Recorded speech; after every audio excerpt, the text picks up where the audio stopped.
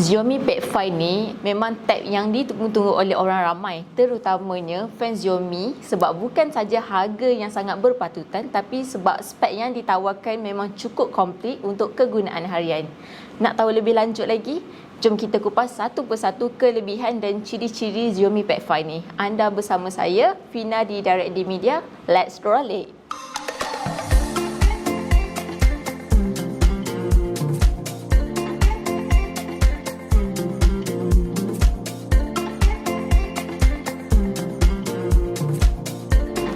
Jadi yang ada depan saya sekarang ni adalah Xiaomi Pad 5 yang berwarna pearl white. Xiaomi Pad 5 ni datang dengan dua pilihan warna iaitu pearl white dan cosmic grey. Bagi saya sendiri warna dia nampak simple, sama juga macam tab-tab yang lain. Tapi kalau tanya saya lah yang mana lagi cantik, of course saya pilih pearl white ni sebab warna dia macam ada tone sikit. Pada bahagian kamera belakang dia pula, korang boleh nampak kat sini dia ada satu kamera je dan tepi kamera dia pula ada tulis AI kamera. Dan kamera bump dia pun tak adalah berapa tebal sangat, and kalau korang letak tab ni dekat atas meja sekalipun, kamera bump dia memang tak mengganggu. Pada bahagian design belakang dia pula, korang boleh nampak dekat bawah ni ada tulis nama Xiaomi, dan pada body belakang dia pula dia menggunakan material aluminium dan juga plastik frame.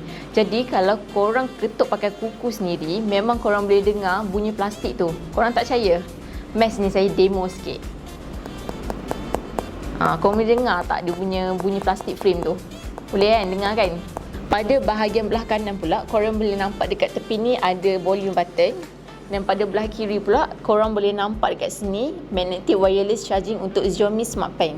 Untuk bahagian atas pula, korang boleh nampak dekat sini ada power button dan terdapat dua speaker dekat belah kiri dan belah kanan.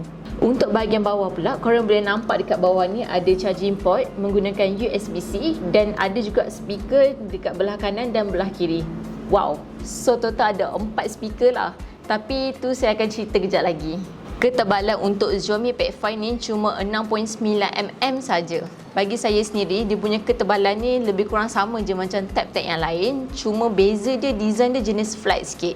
Dan dia punya berat pun cuma 12.2 gram sahaja. And bila pegang pun just normal je berat dia macam tab-tab yang lain. Saiz skrin untuk Xiaomi Pad 5 ni adalah berukuran 11 inci saja dan ini membuatkan screen to body ratio dia adalah sebesar 82.8%.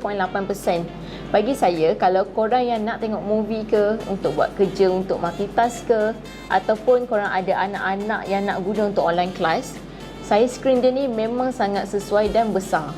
Dari segi resolution dia pula, dia menggunakan WQHD+, dan yang bestnya lagi, Xiaomi Pad 5 ni juga support Dolby Vision.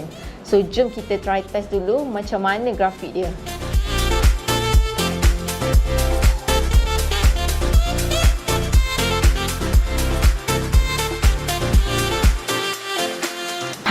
Macam mana dengan grafik dia? Bagi saya sendirilah, dia punya grafik dia ni just okay je lah sebab dia support HD Plus je kan. Tapi kalau dia guna AMOLED, mungkin nampak lagi nice lagi, plus dengan Dolby Vision dia yang nampak lagi menonjolkan color vibrant dia yang lebih terang dan cantik waktu korang nak tengok movie, layan video ke ataupun main gaming ke dan lain-lain lagi. Tapi kan, apa yang saya boleh cakap dengan grafik dia yang macam ni pada harga yang mampu milik memang tersangatlah okey bagi saya sendiri sebab biasalah gadget ni of course dia ada kekurangan dia dan ada kelebihan dia pada part yang lain. Dan ia juga support 120Hz refresh rate. Yang ni saya sendiri memang dah test. Memang sangat smooth bila nak scroll, multitasking. Kalau nak pakai untuk kerja memang best sangat-sangat.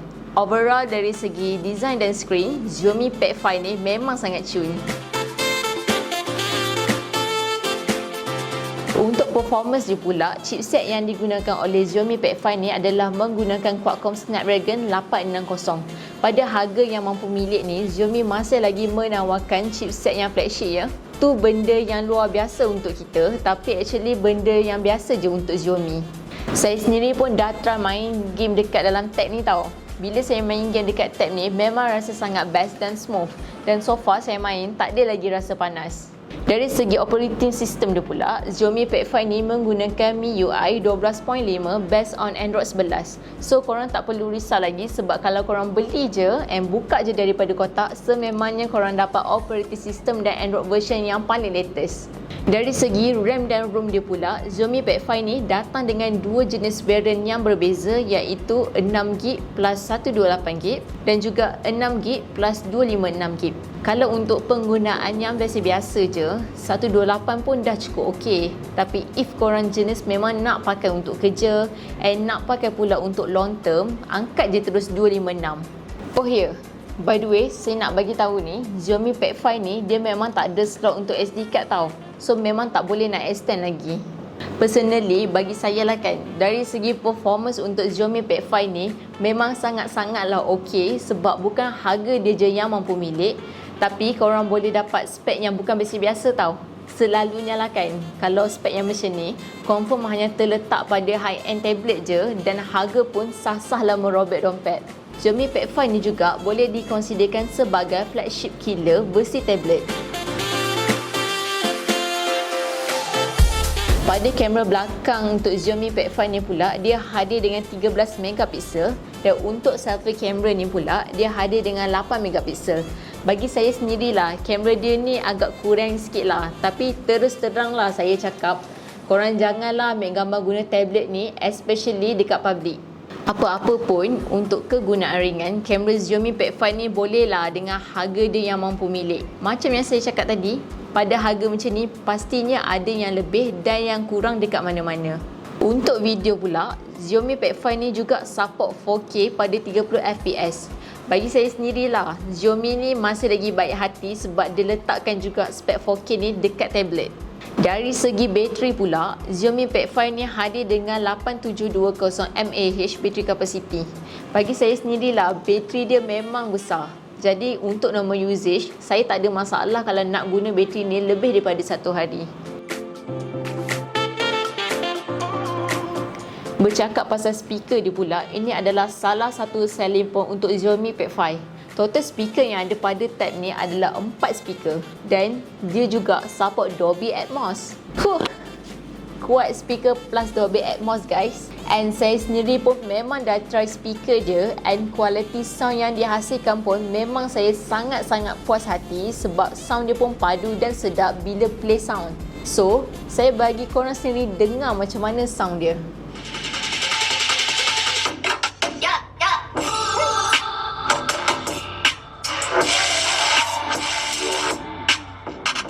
Last but not least, saya nak cerita sikit secara ringkas lah tentang Xiaomi Smart Pen ni.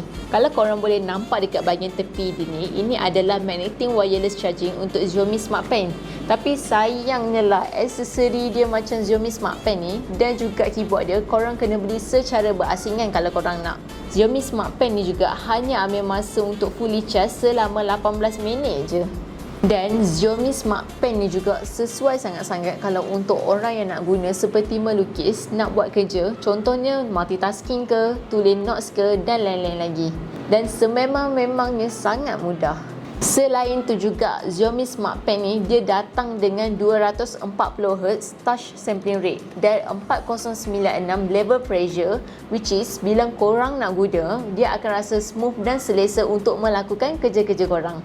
Dan bateri dia pun boleh tahan lama juga tau, sehingga 8 jam untuk non-stop usage.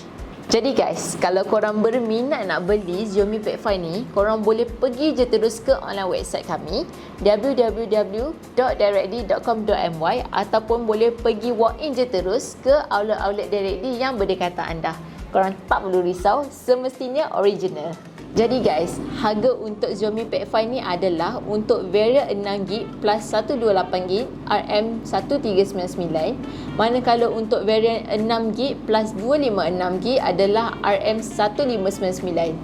Dan untuk Xiaomi Smart Pen pula berharga RM399. Overall, bagi saya sendiri, spek yang ada pada Xiaomi Pad 5 ni memang sangat-sangatlah okey bagi harga mid-range dan sesuai untuk penggunaan harian yang nak guna untuk kerja, tonton video, online kelas dan lain-lain lagi. Jadi, itu saja daripada saya untuk video yang kali ini. Jangan lupa tekan butang like dan subscribe YouTube channel DirectDMedia. Jumpa lagi di video yang seterusnya. Bye!